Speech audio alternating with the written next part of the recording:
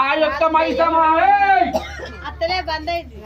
మైసవారి పట్నం పోవాలంటే రాయి గోళం పెట్టుకుంటా, రంపసలు చేసుకుంటా, ఎండి గోళం పెట్టుకుంటా, వెన్నసలు చేసుకుంటా, పెళ్ళ సల్లంతా నింపుకుంటా అమ్మవారు ఆడుకోవాలి.